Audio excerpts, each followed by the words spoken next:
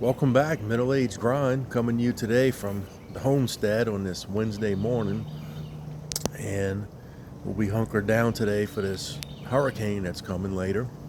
Wanted to share with you a couple of hurricane or just disaster preparedness tips and show you some things that I do.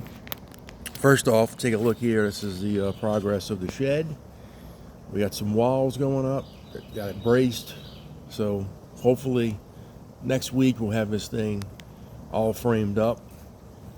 But what I want to talk to you about today is what to have. Preparation is what we do here in Louisiana. It's the hurricanes kind of thing. And this is just some tips I live by. First off, have enough food and water for at least a week. Okay? You don't need to get prepper crazy and have a year's worth of stuff, but having at least that much, because stores will probably close at least for a day, maybe longer. Power outages are probably going to be the big thing where I'm at. I'm in Covington, Louisiana. We're about 100 miles from the coast, but I'm going to show you something. See back here, you see all these trees? That's what we have a lot of over here. We're north of Lake Pontchartrain, north of New Orleans. A lot of trees, a lot of power outages usually in these type of events. Even though we're isolated, we're far away from the water down at the coast, so the storms usually start breaking up by the time they get here. But we could see winds today, I'd say maybe in the 60, 70 mile an hour range, potentially. You're going to have some down limbs, guys. And secondly is power generation. I'm going to show you, this is my whole home generator. I bought this back in 2012. It's a Briggs & Stratton, 20 kilowatt, powered by natural gas. I think you can see the gas line there, okay? The good thing is in these storm type of events, we usually don't lose natural gas, you lose electricity. And I talked to the gas company and people who work there. They said, yeah, the gas is, underground. You usually don't lose power with that. Worked well. The last hurricane we had, Ida, in 21. You need to cool these things down. And I didn't shut it off properly, and I messed up the motherboard. Couldn't get it back started. So with that said, I'm going to show you my backup generator to the backup. And you've probably seen this if you've tailgated anywhere in America. That's that Honda EU 2200. Guys, those things are fantastic. That's actually brand new because I lost mine in the shed fire. It was reduced to something about as thin as this paper. And when I paid for it back probably, I don't know, 13, 14 years ago, I probably paid about six, 700. They're $10.49 now, like everything else, they've gone up. But the cool thing about those little generators, they can run a long time on a gallon of gas.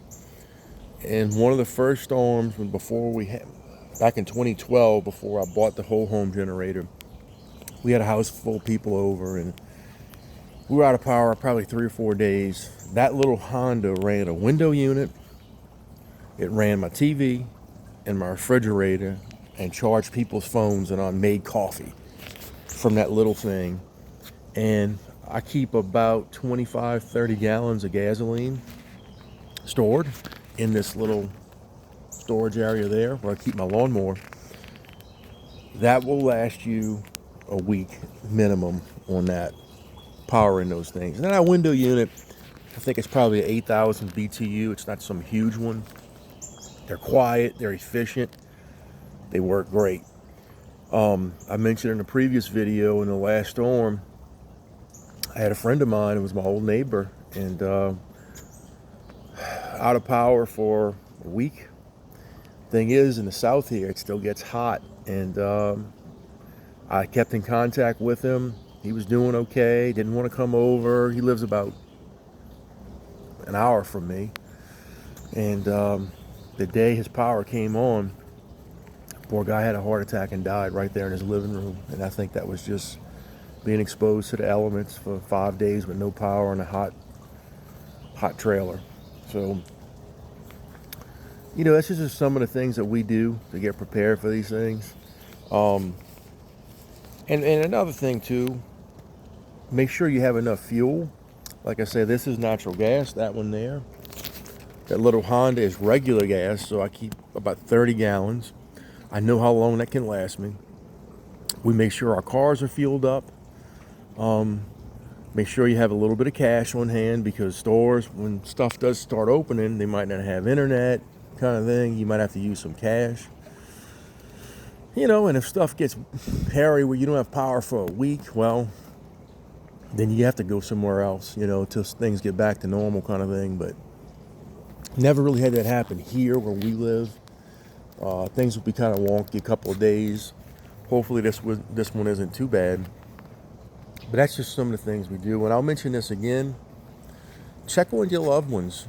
The ones who are kind of staying by themselves, or they're older, or, one thing around, we have so many of these things, it seems like. And people, they get tired of evacuating. It costs money to evacuate. I'm going to get a hotel room in Tennessee or something, or Florida, if you're trying to dodge it. And people just get tired of doing it, and they just hunker down and they hope for the best. And sometimes it's okay, it's not bad. People are making jokes on Facebook. Oh, look at the storm, and it's a down, table or something in the yard, a lawn chair. But other times it can be very serious with a lot of damage, and it can be life-threatening. So these are some of the tips I have today. What I do for the storms to protect my family. I think having power, not only is it's a convenience, but it keeps everybody's sanity. If you have, TV on, kind of thing, what's going on, and keep your refrigerator running good. And if it does get hot, you have that window unit. Yeah, it's not as the whole house thing, guys. Yeah, it runs everything. But if something happens with that, you want to be able to at least put a window unit in a bedroom where you could sleep comfortably for a few hours. So with that said, I wanted to give you this quick shed update. Hopefully we have some more progress. This rain, it's been raining before this too. It's been slowing us down tremendously. But yard's cleaned up, ready to go. We'll see what happens. And I'll see you next time on the Middle Age Grind.